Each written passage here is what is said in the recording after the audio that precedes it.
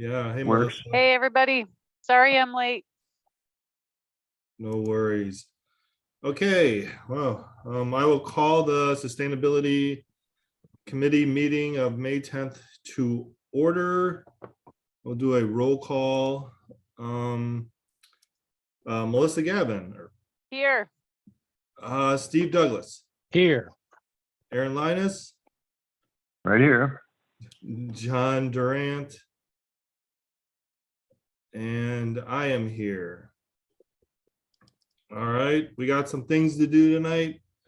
You can see them there, the minutes, some planned stuff, no mo May, and what we want to do in the future. So I'll move on to public comment. Is there any public comment? Okay, hearing none, we'll move on to general business. Any committee member report outs or updates? Melissa.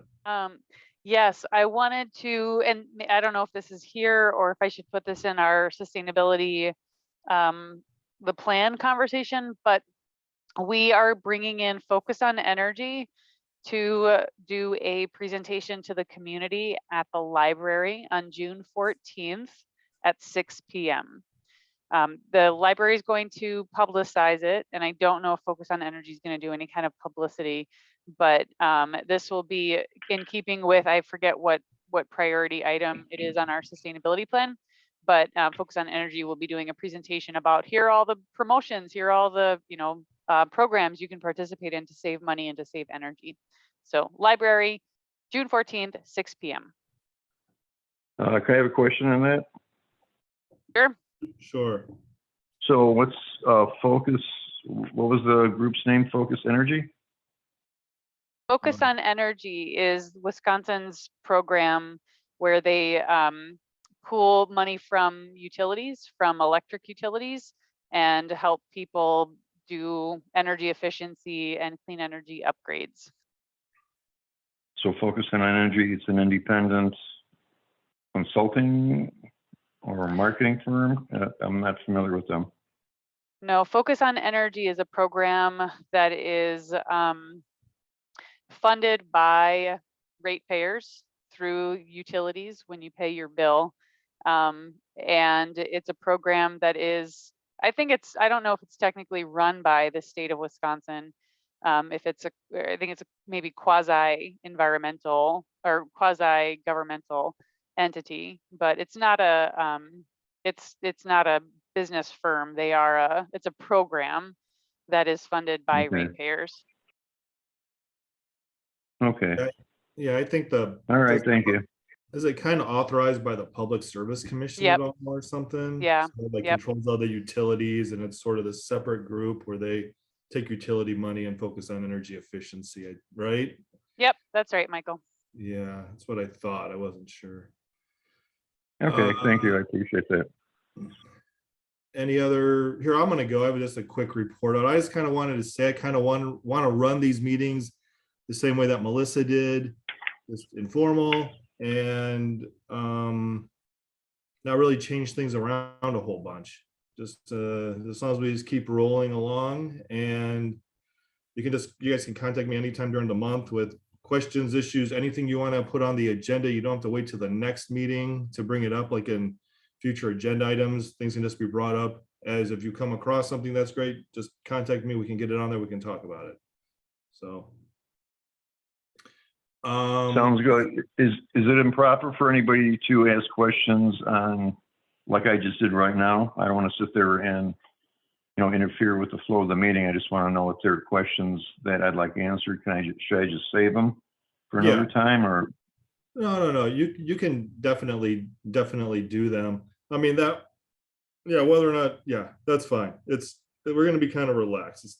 I know we're a real committee now, but it's still part of the deal. I'm not going to worry about it too much. like you know what I'm saying. I'm not going to get all.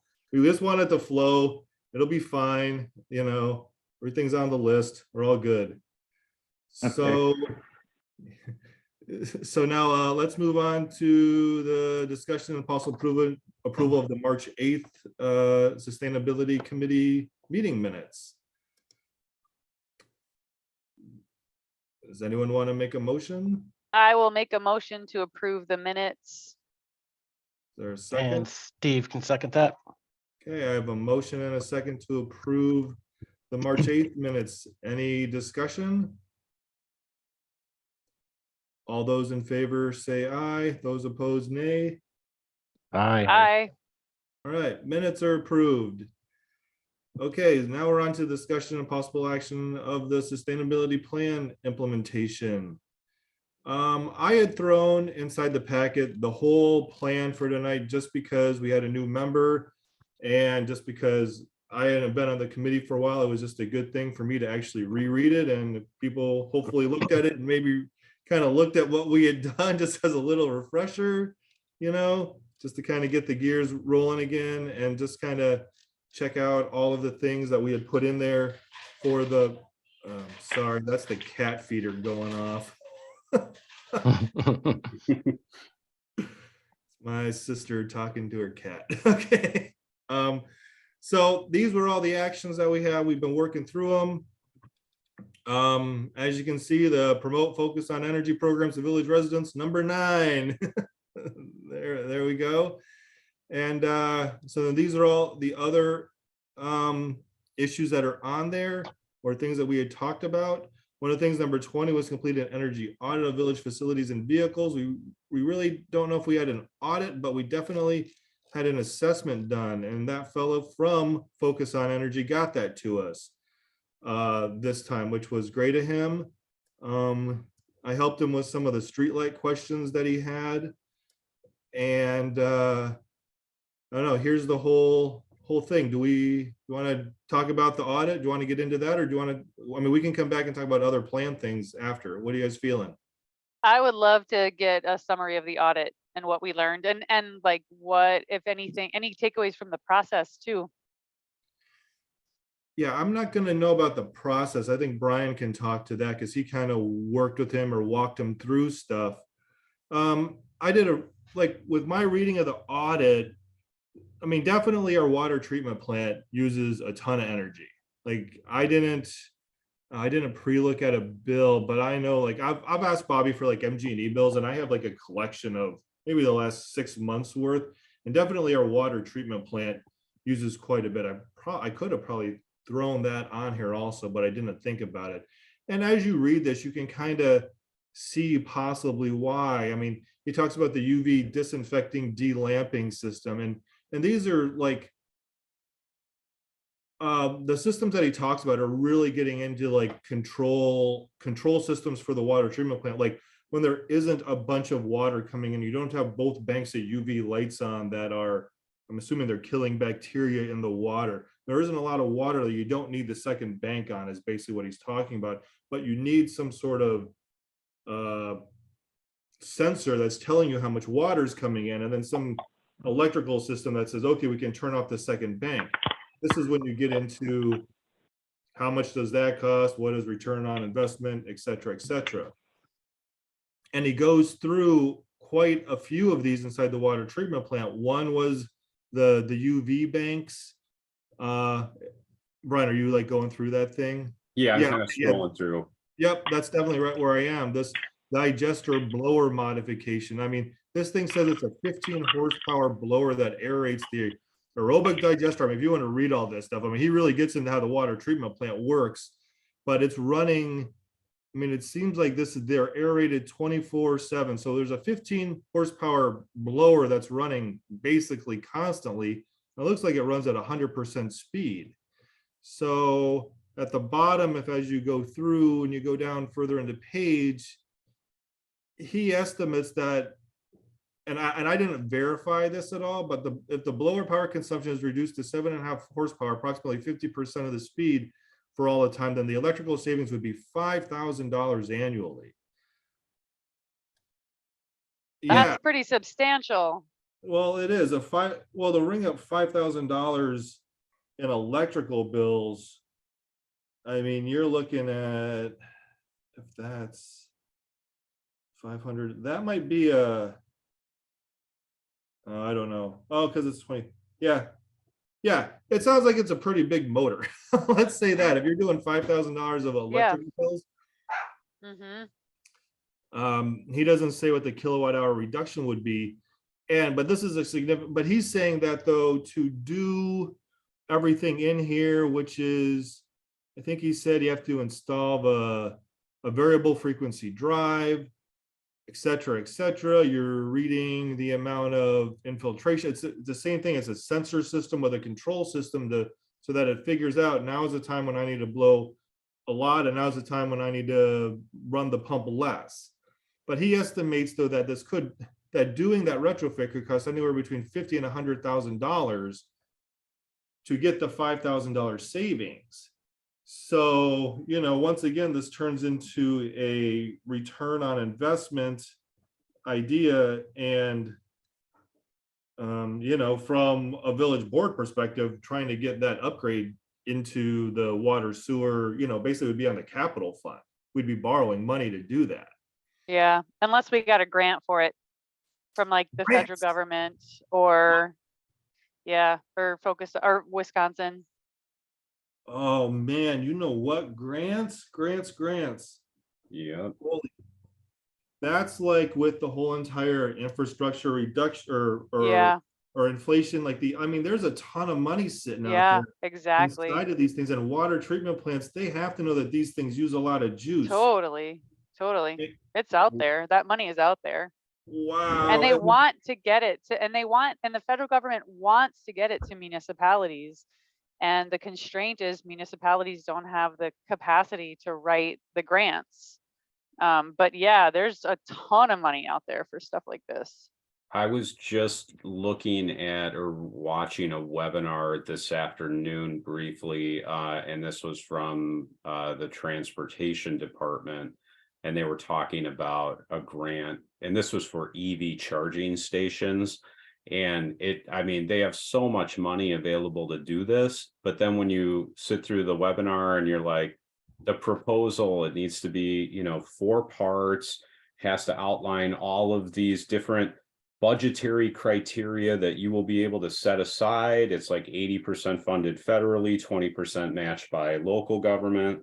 And all of these various criteria that you have to run, like from your household needs and parking needs. And it's so involved that by the end of it, and the deadline was so short to apply, I'm like, there's just absolutely no way I'm going to be able to get this put together. Yeah, and Brian, that's the name of the game right now. That's so frustrating because a lot of these grants have, like a 60-day window where they announce it, and then the deadline, and then there's a deadline, and it is such an involved process. I'm working on a federal grant right now for REAMP. We're talking hundreds of hours of people hours to apply. So it's painful, but it's out there, and that's why, it's frustrating. That's why it was so important to try to get some funding in the budget to pay for a grant writer, because that money's out there and it's going to get snapped up by bigger municipalities that have the capacity to write these grants. Yeah, but it's out there. The staff dedicated on the payroll doing nothing but that. Yeah. Sorry to take us off track, but Michael, I guess, what we can do right now is just acknowledge that we have this need. I don't think that we can work it into, my opinion is, I don't see the village board passing that, approving that level of expense for an upgrade. But if we could match it up with a grant that we know is out there and figure out how to get the capacity to write, submit a grant application, I feel like we could cover it. Like, now is the time. In the next, I'd say the next 12 months or so is kind of our best shot at getting some grant funding to cover stuff like this. 100% agree with that. And this could be offset, not simply just to target that particular one, but just the addition of solar panels. Totally, Brian. Water treatment plant. Yeah, to just cover that energy usage in its entirety. Yeah, what if we went after some grant, a federal, with the state of Wisconsin? I don't know if they're going to offer another grant cycle this year, but that would, through the Department of Energy at the state level, that would be another opportunity. That would be an easier grant application than the federal government. And the state is going to be getting federal funding So, so we should be watching at the state level, the Department of Energy. I forget what their their name is at the Department of Energy here in Wisconsin, but we should be watching that and those grant announcements because those are going to be a little bit easier. And we could be maybe focusing our efforts on, like you said, getting solar. Like this could be based on the fact that we had an assessment. This is one of the higher priority items, and we could get a 2 for or 3 for if we were to add solar and make this more efficient, and then have it paid for by federal IRA funds. Like this feels like this is a big priority for us to be thinking about on our committee.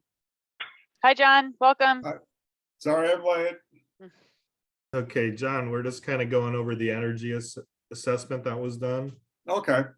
And basically, so there was that 15 horsepower blower, and then further down, there's another 5 horsepower blower that blows bubbles, air, other things that could also, looks like it could be limited in its usage as well. So these are like 3 things at the treatment plant that, just if we could get grants for it, it'd be awesome. Oh man, I'm just trying to. But Hey, grants, this is Steve. I was Yeah. trying to look through, maybe I'm just missing it. What that acronym they're using that says DO requirement or DO concentration? What does DO stand for? I don't know. See, Is I it was reading this. Dissolved oxygen. Oh, I bet that's it. dissolved oxygen sensors within each tank, especially because you're trying to put oxygen in so that it oxidizes whatever's in the wastewater, right? Like it. Yeah, I bet that's it, Melissa. I thought I Good would job, see it up. Melissa. Makes sense. I was reading this the other day. I'm like, DO, man, he doesn't tell us what DO is. Yeah, it's like direct, whatever. Oh, Yeah, I do like the fact too, just as a side note, that there's this priority in the green header. right. Did he mention how that was, is that from a scoring thing? Maybe I didn't get that far. No, we haven't talked about that. I don't know if Brian knows that or not, because he doesn't really talk about how he prioritized in the report. Because that was pretty nice that he's done that, but there must be some metric behind it. Well, I don't know the priority order. I guess I didn't notice whether or not there was a method to that. I can say that the order that he set about addressing these was kind of in line with where we started our walkthrough within the village. We started at the wastewater treatment plant, so I don't know if it's just following along a line, because I can see the priorities, the first one being a medium priority. I think he might have just kept in alignment with where we started our energy assessment walkthrough of village facilities, and just went down the list from there. Gotcha. Because I see some like street lighting as a high priority down number 5. Yeah. Yeah. So then we have all the wastewater treatment stuff, which we can try to, I don't know what.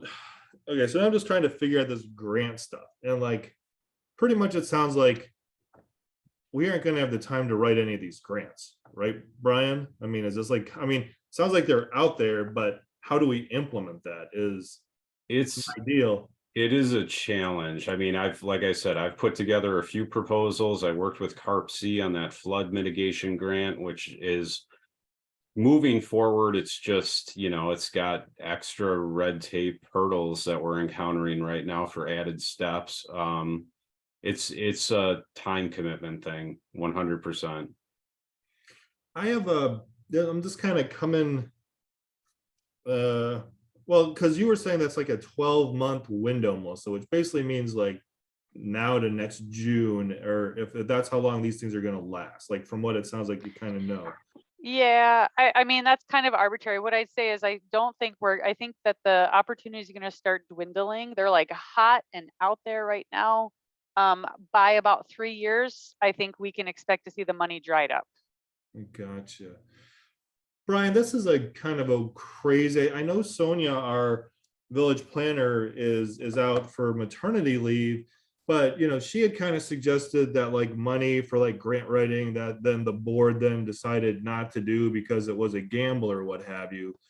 But could you talk to our village planner and just kind of mention and be like, hey, we had this assessment done and there are like a lot of wastewater treatment options in this assessment, and he might, since they were the ones that sound like they were going to write the grants, the planners might know all about these grants, like way more than we do. And if he's like, if anything comes across my desk that's wastewater treatment related and we could do these upgrades, the village board might be more like, wow, these are grants that we've been informed of that are directly associated with energy, and they might be more willing to fund that external grant writing process, especially if it's $100,000 opportunity and it's going to save this much electricity, et cetera, et cetera. Just throwing an idea out there. Yeah, I can certainly Yeah. reach out to Ben in the meantime and let him know that we're interested in getting that. Sonia did send one to me, and I can't remember. I've tried to share a bunch of those with kind of the leadership of this committee when I've seen some of these come across my email. But one of the more recent ones that she gave, I did a number of follow-up emails trying to figure out, hey, can we qualify for this? And it essentially was like, money had been allocated to like the highest population communities within the state of Wisconsin, like all the cities with a sizable population were like guaranteed a block of money to address this. And basically the red tape hurdles that the smaller communities had to go through to fight over the scraps that were left over were so cumbersome that it almost made it impossible. It was like this is just not feasible in our schedule to do this.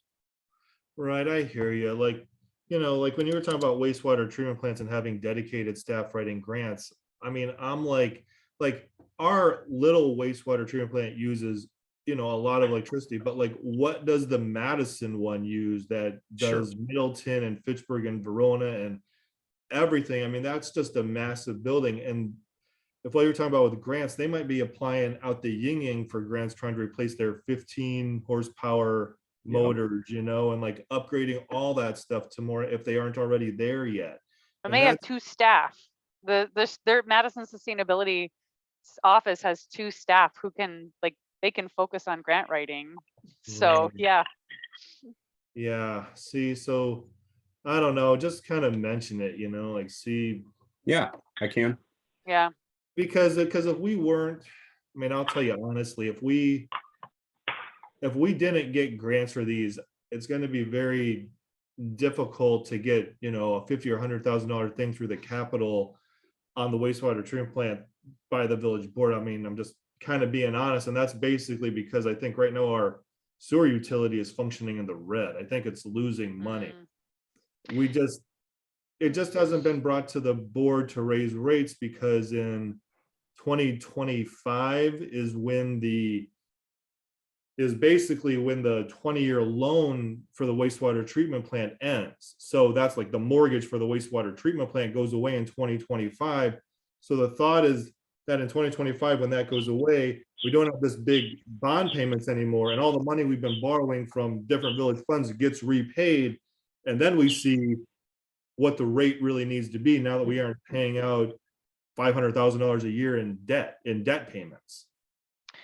Hey, I've got a question for Brian about the grant thing. Brian, have you been participating in, I don't know what it's called. It's like the Municipal Sustainability Council. Kathy Kuntz is leading it, or Kathy Kuntz from Dane County has been.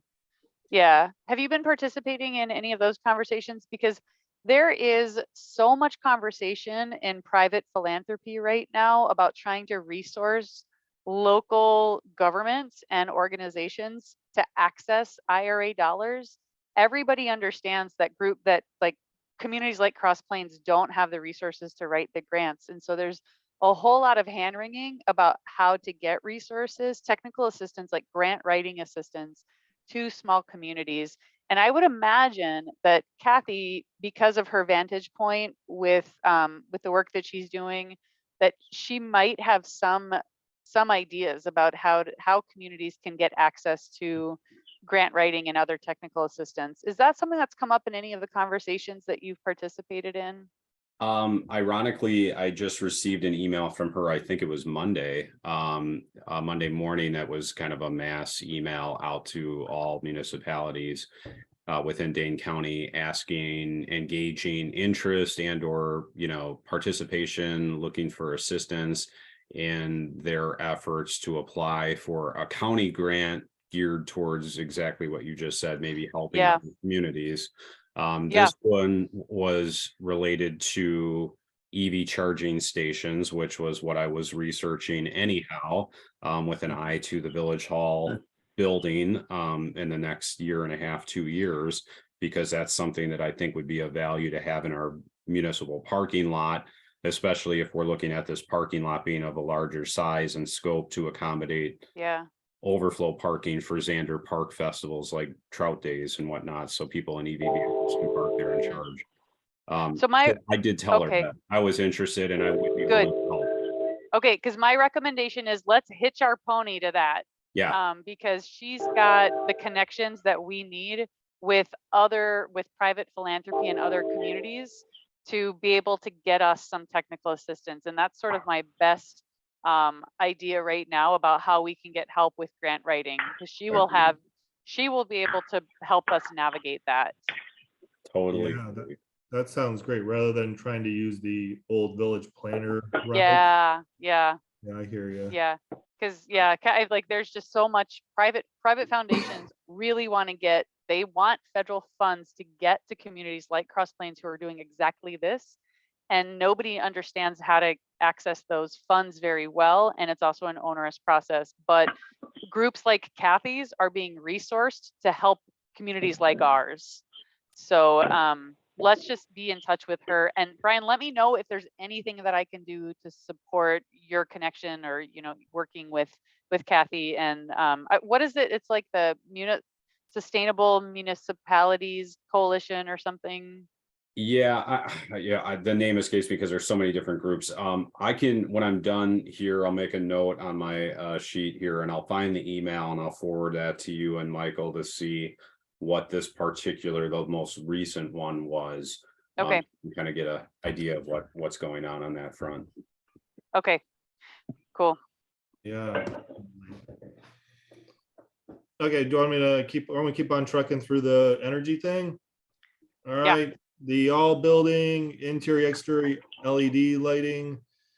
This talks about replacing the LED lighting. I don't know if Village Hall, we should really do it since we're not going to be there that long.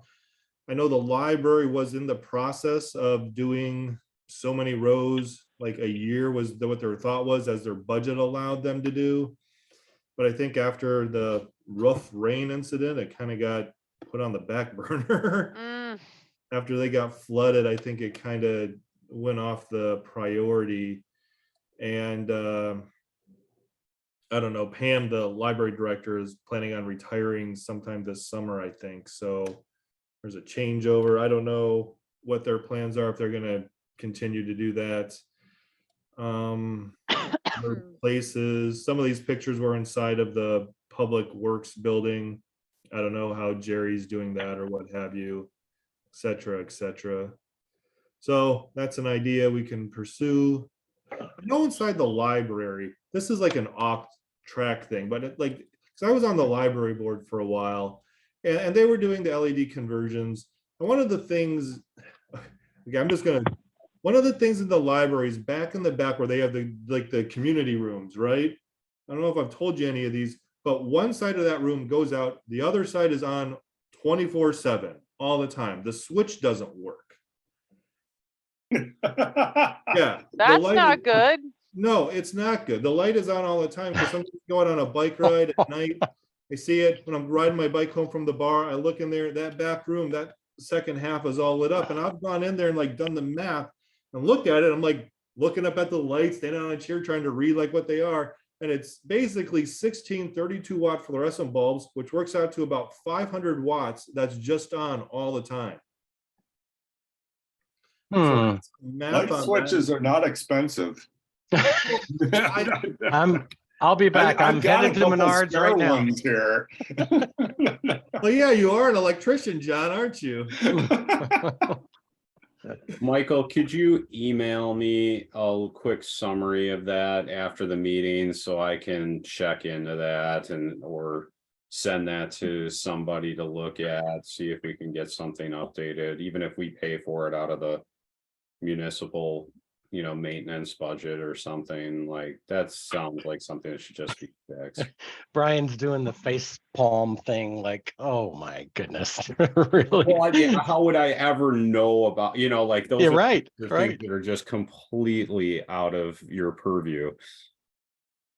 No, I totally get it. And again, like working out the math, like it costs about the village about $1.50 a day. Like is what I figured out at like 12 cents, 15 cents a kilowatt hour. It's about $1.50. But what's okay, so I've spoken to Pam about this, the library director, and the thing is that they kind of, I don't know, it seems like they over-engineered the lighting in the community building or in the community thing because they wanted it to be able to be dimmable and this other stuff. So it made it like it's a special light fixture. I hope they aren't special, or I mean, it's a special light switch. I hope they aren't special light fixtures that don't work with just you get what I'm saying? And I've asked her about it. She's like, well, I've had people in here to fix it. And like, I don't know what she said. It's too complicated. I'm like, they're electricians. Like, how can this be too complex? Somebody installed it. And if it's too complex, just rip out all the complex stuff and make it simpler.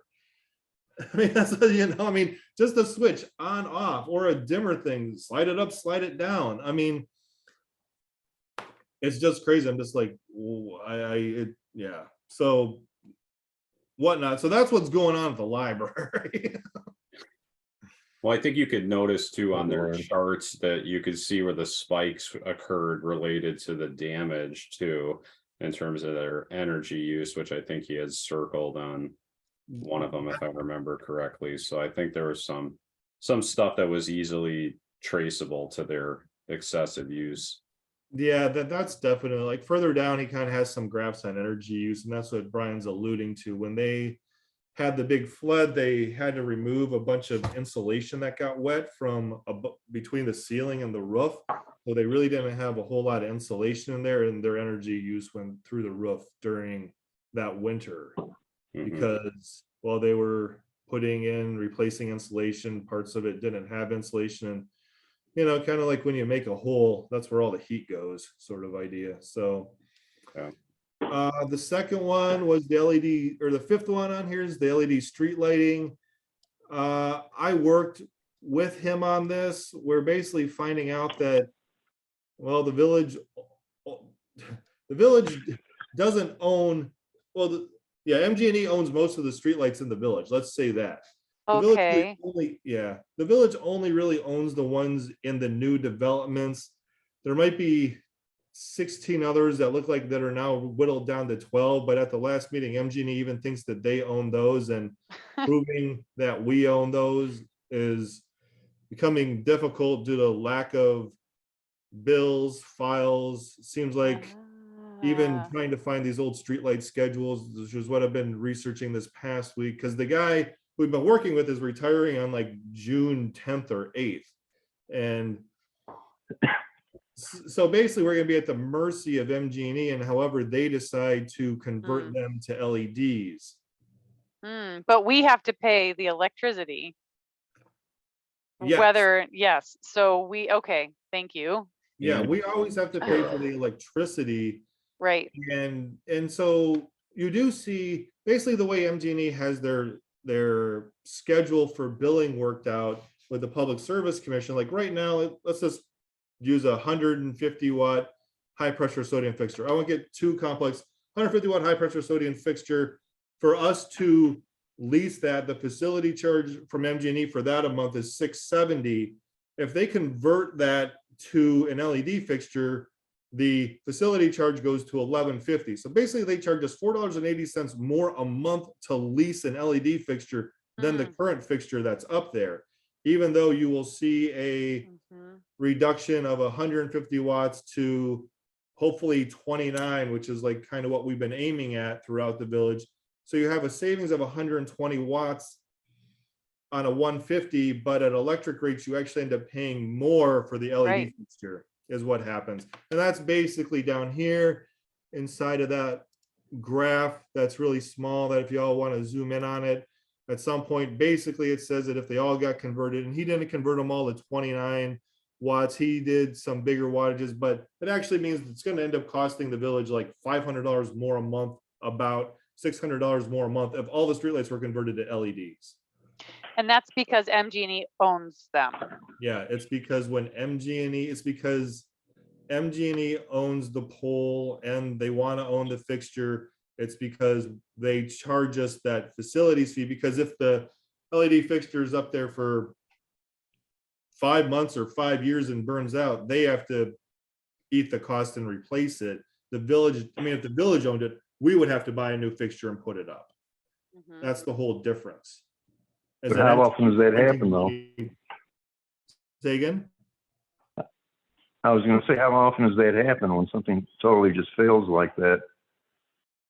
You know what I'm saying? I do. With the high pressure sodium fixtures, I think some of the ones that were installed in 1990 are still functioning. Some of the, I mean, they've been up there for, you know, some of the ones that were installed in 94 at the end of the block where I live, I'm sure they're the original ones, and the village has probably been leasing them for 30 years. I mean, I think MG has made quite a bit of money on the lease side of it. And MG&E stated that that's kind of an old like approach to have MG&E own the lights. It's not how it normally goes any longer, but we just have a much higher volume of ours in this community, possibly based on not having a ton of growth until just recently. But it seems like most of all the village lights are MG&E owned based on how these were coordinated back in the day. Yeah. Right, can you zoom in so we can see this table Yeah. a little bit better? Sure thing. Thanks. Sorry about that.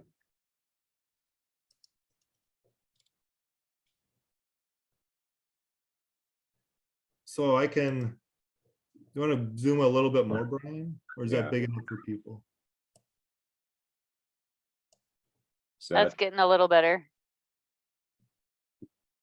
So he doesn't have, so if you actually, okay, so on the left-hand side is if they're all high pressure sodium, like if you look at the 70 watt high pressure sodium, MG&E actually bills for 80 watts because of the ballast. So he's figured out the energy charge, which is based on, you know, so there's 67, 70 watt in the village. The energy charge on those is $161 because right now they charge $29.98 per 1,000 watt installed. The facilities charge, this is because we don't own them. He's just multiplying 67 by $6.70 to get the $400. That's the total. Then he does the wattage. You can see the energy usage goes down by about $90, but the facility charge goes up by almost 300. Yeah. So that's what happened. It's because of this LED facility charge being $11.50. And you can see it across for the 100 watt, your energy charge to 255 goes down to 88, but your facilities charge goes up $350. Wow. Yeah, that 1150 facility charge is what really screws the whole math up on this. If you want to, you know, sell this from a saving money situation. Right. And this is kind of, you know, not saying that like when people say we're, you know, swapping out these fixtures for LEDs, and when they say, oh, you know, it's going to result in a savings, you know, for big cities, when they say a, you know, $30,000 or millions of dollars, I'm like, yeah, that's their electrical savings, but how much are all these fixtures costing them? You know, is kind of the deal. They don't really tell you both sides of but well, to save that $1 million, they had to borrow 15 or whatever, Right. change them all. This is just going back to my days at work. 3 times while I worked at the building for 25 years, we swapped out electrical fixtures. First it was incandescent to fluorescent, and then it was fluorescent to LED and all of that. And each time we got, God, I wish I could probably go back, I could ask, we got funding to do that, Mhm. where it essentially became a free thing for us. Yep. Well, absolutely. And that would probably, if we owned these things, we would probably get the same deal. There are opportunities out there for some of this. It's just whether or not, since we don't own them, it really makes it difficult for us to tell MG&E to do that. Right. And this is part of this ownership question that I really wish, we had our last meeting last August, and it took them 8 months to get back to us on the ownership thing. And then the guy tells us, "Oh, I'm retiring in a month and a half." What and he's like the main guy who, I'm reading documents from 1988 of them installing streetlights in some of these older subdivisions, and he's like the guy on these papers. Hmm. He knows this stuff a lot, and it would have been a lot greater if this meeting was in January, because then we could have had more of these conversations with this fellow. And I'm going to have to try to figure out somebody else in the engineering department of MG&E to contact if they will allow. I don't know if this guy likes me emailing me some of these questions or not that I have, but Mhm. I could always go through our account rep, but I can tell you sometimes the questions that I ask the account rep, he's just going to turn around and ask the engineering guy. Right. Yeah. So it's just a lot easier Right. just to have a direct connection into the engineering department. So I do know concerning this, I kind of started going out and perusing some of the Middleton Sustainability Committee's minutes and packets, Mhm. just because they have Kelly Hill, what's it, Hilliard? Hilliard. Yep. Hilliard. Hilliard Mhm. as a full-time sustainability worker. Yep. Yeah, okay. Yep. As the full-time, and they had brought MG&E in, I want to say in March, and was asking about the LED retrofit inside of the village, even of the MG&E owned fixtures. And on there, they even said, we're planning to do LED conversions over the next 5 to 8 years, depending on what their cycle is, as they have money to, go out and buy a bunch of LED fixtures, so much per year, and just gradually turn it over, which is kind of what the fellow from MG&E kind of told us at the meeting in August. But then at this last meeting, and after reading the stuff from Middleton, the MG&E, it sounded like, was going to submit like some new schedule with the Public Service Commission. Like they kind of wanted to accelerate that process with the Public Service Commission. And I don't know if they're going to be pursuing grants is why, considering that they're, right? So if they're like looking at, hey, we could get a bunch of grants and convert all this stuff, yada, yada, yada. And that's why they kind of are like, maybe one of the things is they got to have something with their Public Service Commission says that we are dedicated to LED lighting, and they get that approved by the PCS. That's a line on their grant that has them be able to cash in on whatever. Yeah. Like now that you making me think about that, that's kind of what the notes from the Middleton thing said. And talking with the guy from MG&E, he was like, none of that's really made it down to engineering, but he basically said they might be talking about it up at the corporate level, because he said something about how Dane County, whoever Dane County is doing a push to try to get more LED street lighting. Yeah. I don't know if that's coming from, the Parisi, the county, Yeah. working with utilities, et cetera, et cetera. He kind of made it like, whoa, that's all the executive level stuff. And they're all, doing their thing. So that's like what I have on that. Like, it's kind of just pieces. Okay.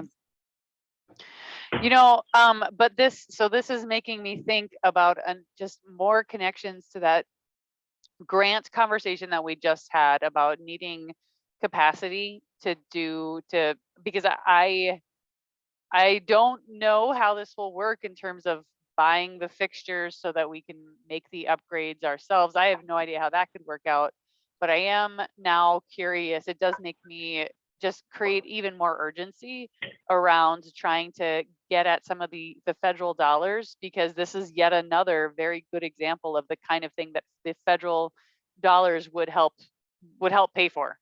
And I'm wondering, Brian, I think I want to reach out to Kathy just to pick her brain about some opportunities. But I'm curious, if we were to land, let's say we were to find a grant from a private foundation who said, okay, we're going to give the Village of Cross Plains, I don't know, $10,000 to work with somebody to write some grants.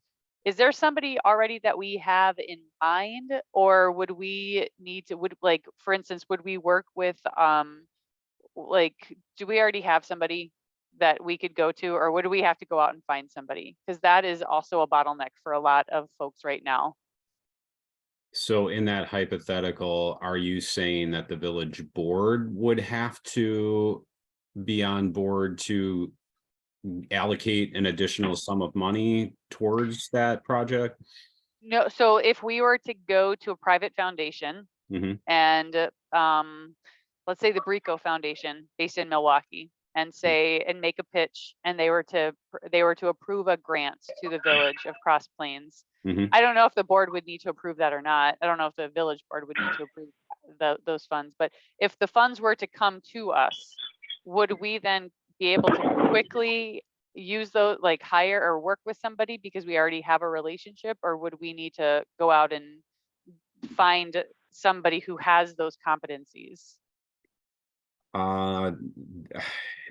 That, Michael, you might actually be better suited to answer that one than me. I think my understanding is if we go forward and get a grant, the grant award still needs to be brought to the village board first for approval to see if they're in agreement for how it's going to be utilized, and or whether or not there's any contributing matches, or basically they have to approve whether what we're going to do is in alignment with what they want to do.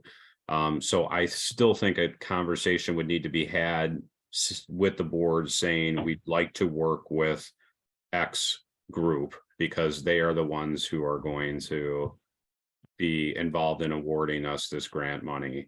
I still think we'd have to get some kind of approval.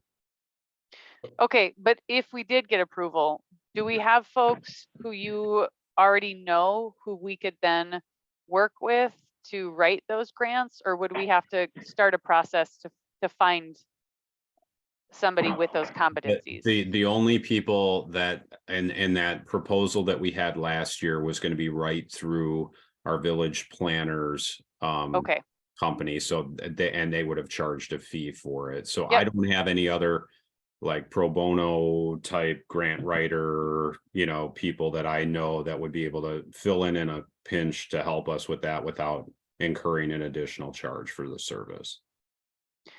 Right. And that's what I'm saying, Brian, that we would, if we got a private foundation to fund that grant writer. Yeah. Okay. Yes. Do we have any grant writers in mind is what I'm asking about. Only Van de Wall, who's our village planner. I don't have anyone else.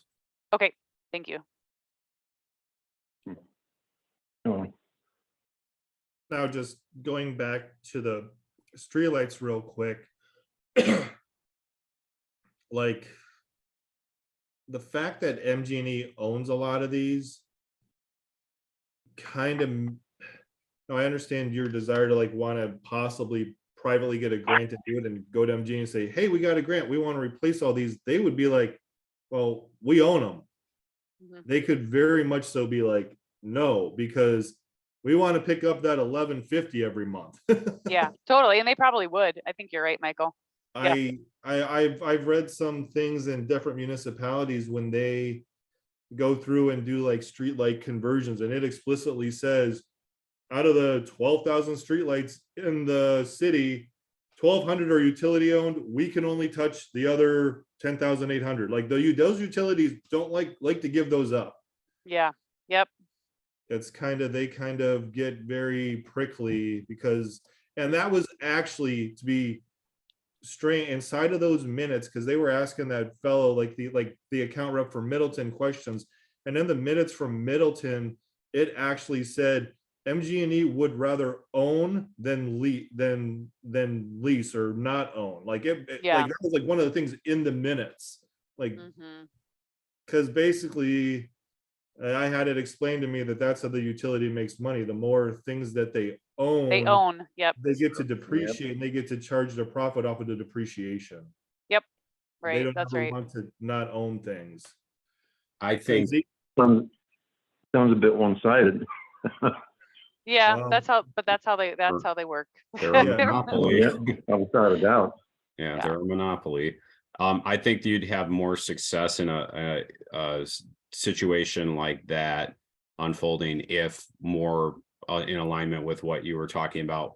Dane County wanted to make a push that all of this would do. You know, if Dane County got the grant money to make that conversion, they wanted everyone to follow suit. I think then MG&E would have a little bit more, you know, willingness to participate in that capacity versus the one municipality here versus one over here. If it's a mandate from above that everybody does, then they're going to have to do it. Definitely. True. Even at the Middleton meeting, the Middleton Sustainability Committee asked if they would be willing to reduce the facilities charge on an LED light. That was one of their requests. Oh, Yeah, it was. I mean, those minutes from that meeting, I was like, "Wow, this is like the most informative like page and a half I've ever gotten out of That's MG&E," fascinating, and I yeah. wasn't even at the meeting. Hmm. I mean, they asked about and now thinking about it even more so, what if MG&E gets like a bunch of money from the Inflation Reduction Act, uses it to change all the lights, but yet they jack their facility fee up? Right, I mean, they get federally funded, Yep. and then they milk the ratepayers on the back end side for all the new fixtures they put up. yeah, Michael, thank you for saying that. I want to Yeah. keep an eye on that because I think that's not out of the realm of possibility.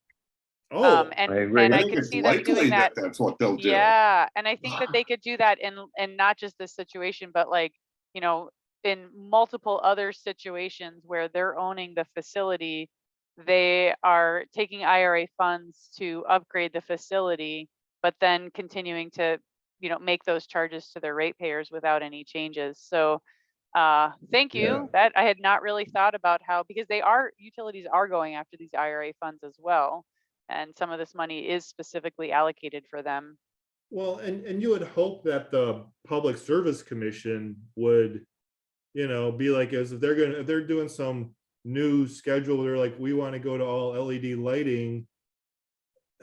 You know, could the Public Service Commission put something in there and be like, well, if you get any federal funding, you have to adjust your facilities fee on this, because Only if somebody brings it to their attention.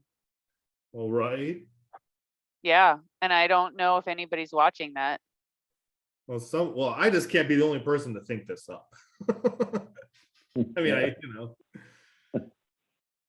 I don't know what to do with this, but thank you for flagging that, Michael. I want to talk to some folks and see if we're starting to see not just in Wisconsin, but if that's happening across the Midwest too. So thank you. well, right. If the utilities getting federal funding and then they don't change their rates to their ratepayers, they're sort of double dipping at a. Right. Yep. True. Exactly. All right, so Okay, that's kind of all I have on the streetlights. Are there any other questions?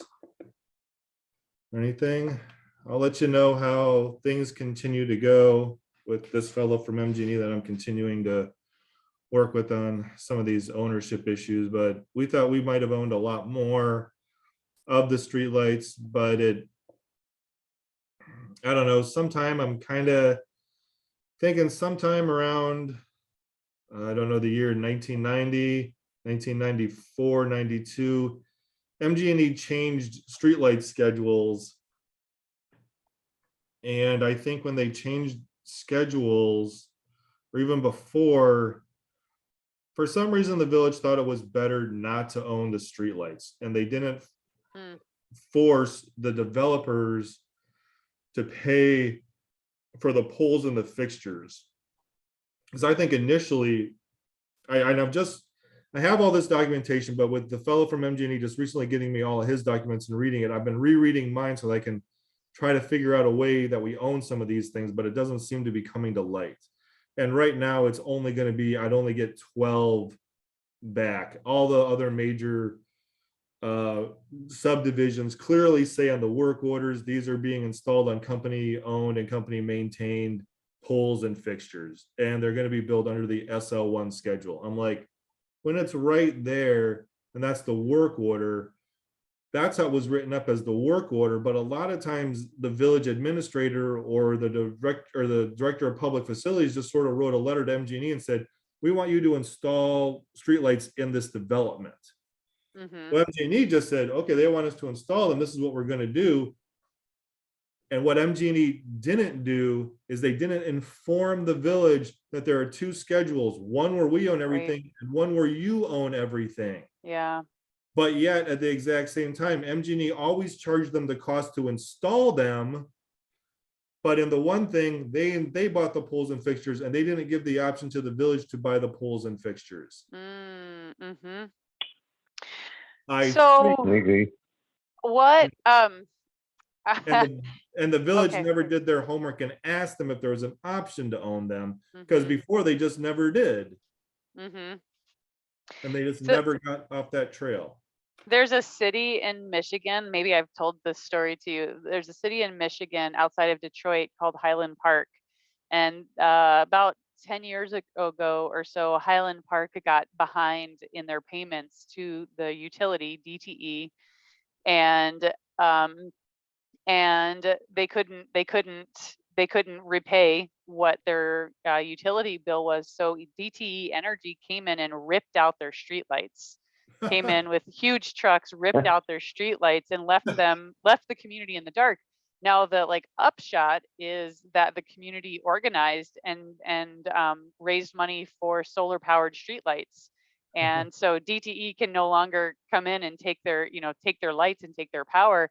And then they're also they've also created solar powered streetlights with Wi-Fi, so that people can access Wi-Fi from these solar powered streetlights. So I'm not saying that we should not pay our light bill to MG&E and have them rip out their poles, but I am saying there is a model for that, and it could just be something for us to think about. Oh yeah. Oh yeah. Okay, so you want to keep trucking here? Yeah. And Michael, I'm sorry. I feel like I've gotten us off track so many times. I'm gonna have to run by about 7:15 or 7:20. So that's fine, because we started about 6:20, so I was going to run it till about then, about an hour, kind of like what you used to do, until unless people can stay, if that's all right. I was thinking we could get through the energy audit. Maybe we don't need to look at the other purchasing policy. That sounds good. Okay, Yep. So now we're moving on to the library. The RTUs are rooftop units. If you want to know what that acronym stands for, I figured that out. I believe later on he talks about it, and he tells you RTU stands for rooftop unit. This deals with their heating and cooling system, and talks about all kinds of, the CO2 sensors, etc., how you can possibly save energy there. Later on he says, I don't know which one it was, in boiler pumps or fans, that the library does a good job of this. I'll tell you one thing, I was on the library board, and they see, not that it seemed like every other month there was something had to be replaced in their heating or ventilation system or cooling system. It was a fan, it was whatever, it was always, things are 20 years old, they're wearing out. But I think that they did just recently upgrade, or the software is 10 years out of date, so they need a new control module on there that can be used remotely or etc. But it seemed like they generally did a pretty good job at it. And that's where some of these things, whether or not we want to recommend or think about, these weren't quite as obvious as the water treatment plant ones were. Maybe it's just because it was further through, and I don't know. He does talk about that there are things for electronically commutated motors, just higher priority motors. And he basically recommends that these things should probably be installed when old systems wear out. That's kind of the synopsis of it. It's kind of what I got, and it wasn't pressing, but then again, there might be grant money for said improvements as well. Yeah, because he talks about how, where is that? Is it in the summary? Yeah, okay. So I want to move us through to the things at the public workshop. Talks about air sealing. There were just gaps underneath the door, gaps by the garage doors. They keep it at 60 degrees. He kind of was like, you could get some overhead door hinges that are spring loaded that would seal better. Should we want to? I could look at the electrical bill for the shop over there and the heating bill. I don't know how much that would be. I don't know. I mean, obviously, at night, I don't know if they turn it off. I don't know if they heat the building at night with a gigantic gap under the door like that. That would kind of be not good use of energy. Maybe they, he talks about putting a sealer down there, but maybe they took it out because somebody tripped over it once and almost broke their neck. I don't know.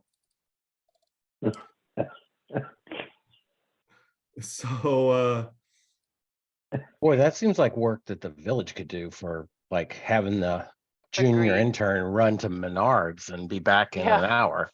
well, I yeah, mean- I agree. That's why I don't know, like if it's not ran at night and it's just ran during the day when people are in there, but if they're opening and closing large garage doors, you're just going to lose all that heat instantly. So, Mhm. or very quickly. That's why I don't really know if these are really, I don't know. I just don't know how it's ran at night. I would suspect if they have things in there that can freeze, they run it at night. Yeah, I would agree as well. I Just- bet this got a high priority because it's, on the 2x2 grid of, how hard is this to do versus how cheap is this to do? This came in as like very cheap and very easy, Right, absolutely. and so it's like this is a quick win. right. At least for the under the door there that I'm looking at. Right. That's-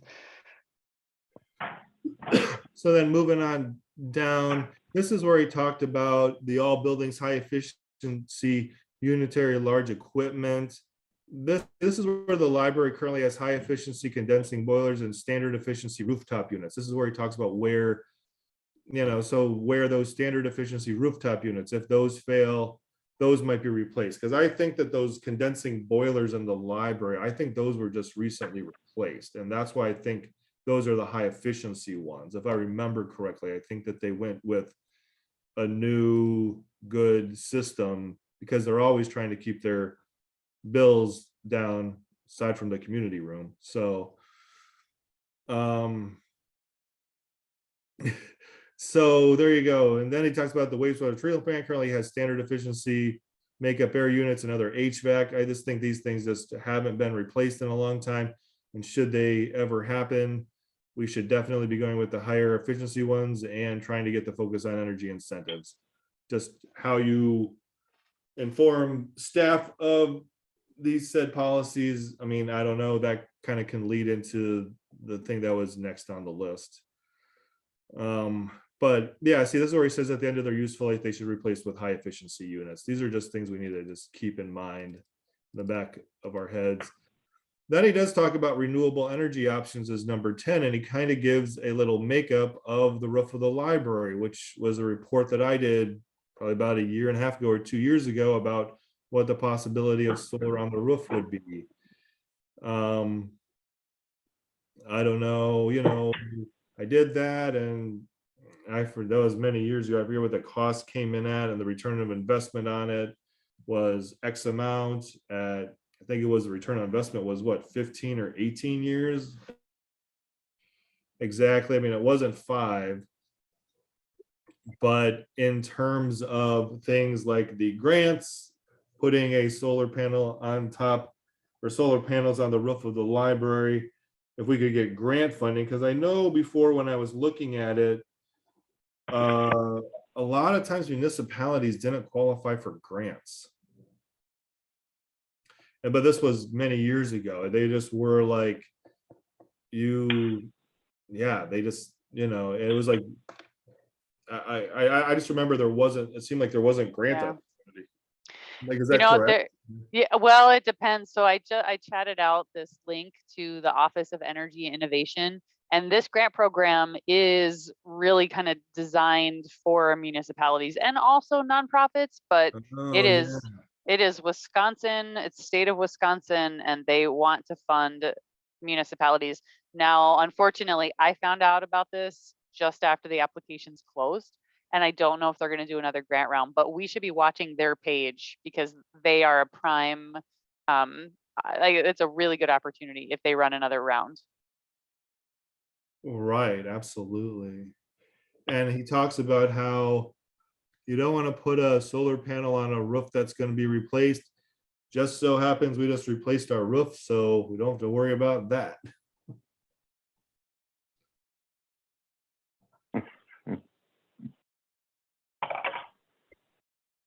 Okay, so then he continues down, and this is basically, I think, a lot of the Excel stuff where he kind of talks about maybe this is how he figures out his high and medium and low stuff.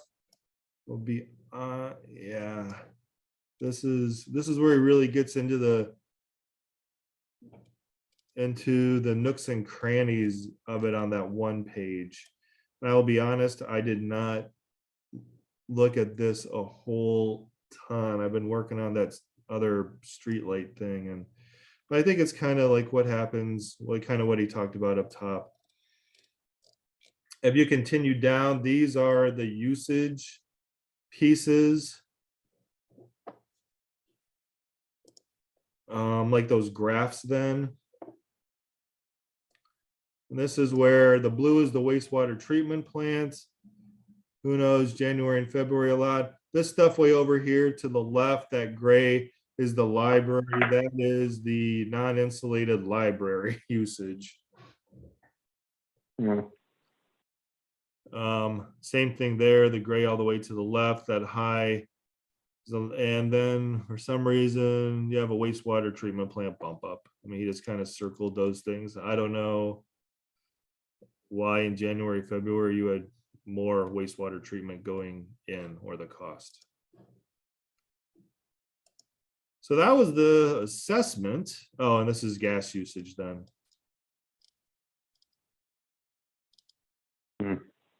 Yeah, the library, I know their bills really kicked up when they weren't very well insulated.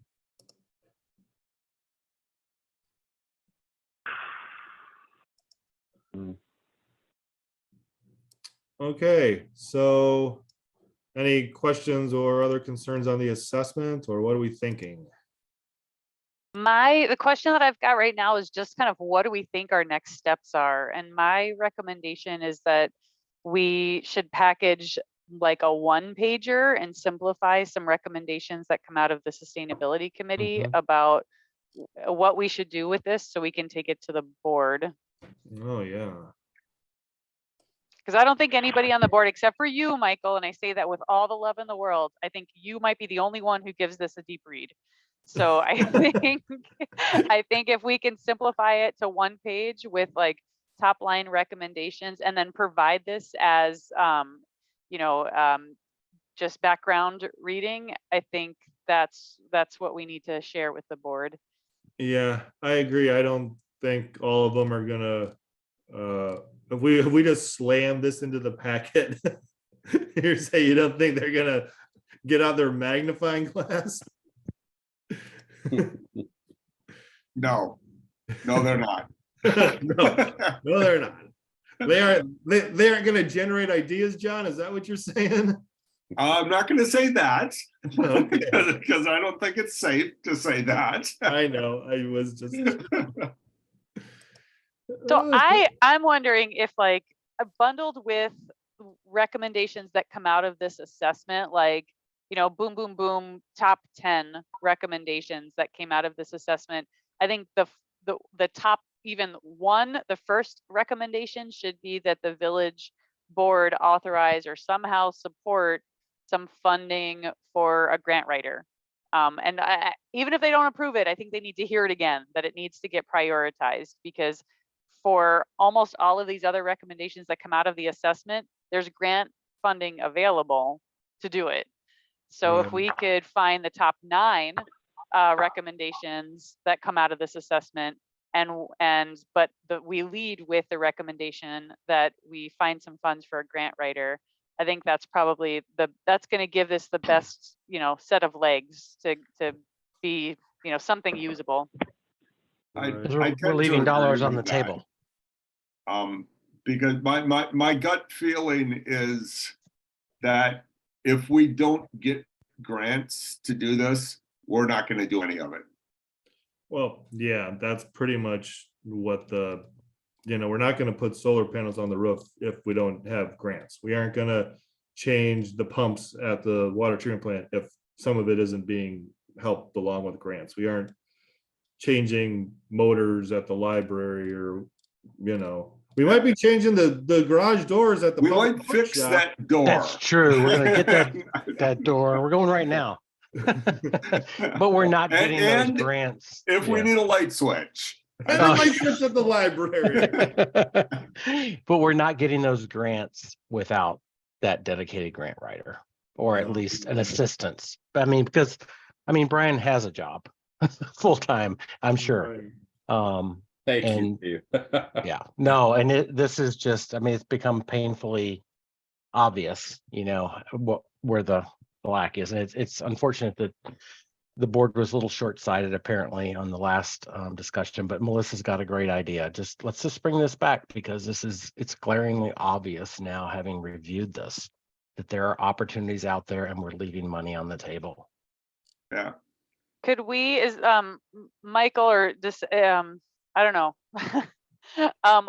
could we make a commitment from the sustainability committee? Maybe it's something that we work on between now and our next meeting, but to draft up some kind of summary report from this assessment that we can pass along. And is there anybody interested and willing to do that? I can do that. I think short, sweet, and digestible. Yeah. Like one page. Even reading the header. You could just take the green headers, well, that's essentially, and add an annotation, to what the heck that means. It's basically what I was going to do. I was looking at number 1 here, the UV disinfectant delamping, wastewater treatment plant, UV disinfecting, maybe change delamping control into, some other wordage so it doesn't sound so, or does UV disinfectant, and then, don't put the delamping control, just be like, the UV system has 2 banks. If you can, sometimes it doesn't need the second bank. And if you turn it off, you can save money. There might be grant money to do this. That's it. Be, right? You're looking that's for? Elegant. That's what I think that's going to be digestible. Yeah. That's basically what each one of those lines is going to be. There could be grant money available. Yeah. You just put that I will on end every it with everyone. Actually, just start at the top saying free money, free money, free money, and then go. I am going to pound home that the grant writing is essential in this document. Yeah, good. And Brian, you're going to reach out to Kathy, or you already have, but you're moving forward on that piece of it, right? But that one's geared towards the EV charging stations in particular. But if other opportunities come up, I will definitely let her know that I'm interested in any and all. Right, because if Michael puts this summary together and you share that with Kathy, Kathy might have ideas about where we might go for technical assistance help and grant writing help, either to pay for it, to pay for a grant writer, or she might have, you know, if we can get funds from the board to pay for a grant writer, she might have ideas about who can be the grant writer, because those are actually two separate bottlenecks. One is it's hard to find the money to pay for a grant writer from communities, but the other is it's hard to find the grant writers because they're getting snapped up. And Yeah. so that's why I was asking if you had anybody in mind. Okay. Right, and if Kathy knows of those said grant writers. Yeah. Because right now our only other idea was the village planner. Right, exactly.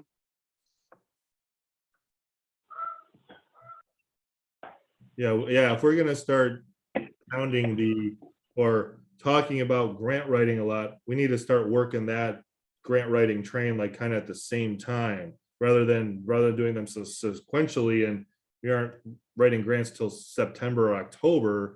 We could start writing grants in July or August if they become available, because like you said, there's a 60-day window on a lot of these. Yeah, and the other thing would be to watch that that Office of Energy Innovation to see if they make any other announcements, because that would be, we would probably still need some grant writing assistance to do that, but that would be a lower, you know, fewer barriers. Right, yeah, definitely. I have that website written down. Gee. Oh, yeah, okay. And if I can't find it, I can always contact you, Melissa, but I kind of have it written down. All right, so that's what we got. It's 7:23. I say, I want to wrap it up here. Is everybody feeling? I move adjournment. Wait, not yet. But I think you, but I think you did do the next steps and wrap up sort of idea. But you said it. Somebody could second it. We could be out of here. I'll second it. I haven't eaten dinner yet. I'm hungry. Same. Oh wait, we're not there yet. No, but there is no discussion. I have to take the vote. Before I take the vote, this is what I'm going to do. I'm probably breaking Robert Rules of Order. At the bottom was the City of Middleton Sustainability Purchasing Policy. It was one of the things on our plan. If you want to give it a read, possibly for next time, please do. Okay, that's Okay. great. Guys, one thing That's good. before we break, I just want to let you know, if you can make a push, or anybody that you know, to come in, grab the No Mo May signs. We still have a bunch of them left, so. Yeah, you skipped the update of No Mo May, Melissa. I know, I'm hungry. It will not be I've May only any seen longer if 2 we don't cover signs that so right now. Yeah. far. Brian, how many signs we got left? Or how many were picked up, I should ask. 4. Oh, Oh. How many were made? And I have to say, I went by a certain house owned by a certain Gavin family, and they don't even have one.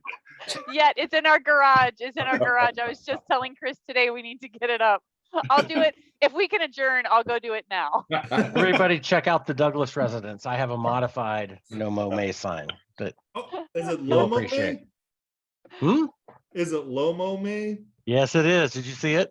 No, I haven't, but that's what my suspicion was. It is a Lomo May sign and a Lomo May yard. And it's actually working great. You should see the pollinators. Oh, cool. I can hardly go Good. outside.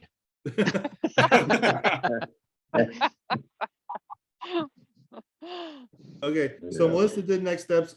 We're doing this all backwards. We're breaking so many Robert Rules of Order. Are there any future agenda items? I just wanted to ask, anybody want to see anything? Steve does want a brief one. We had talked on the previous meeting about color coding the sustainability plan,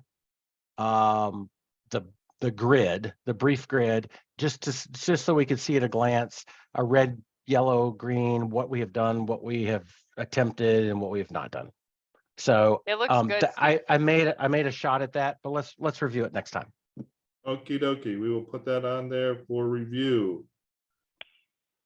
Good. I like it, by the way. Okay, and as I said, John, you weren't here at the beginning of the meeting. If you ever have a future agenda item, you can reach out to me between meetings if you want something on. Don't feel like you are bound to the meetings. You can always get in contact with me with questions, concerns, etc. Okay. All right, now for the adjournment. All those in favor say aye. All those opposed, Aye. nay. Aye. Aye. The meeting is adjourned. Thanks, Thank Michael. you, Nice job. everybody. Thank you, Nice Brian, work. for getting us Thanks, together. Michael. Thank Thanks, you. Brian. Yeah. Thanks to everybody. Bye. Aye. Take care, guys. Bye, Bye. guys.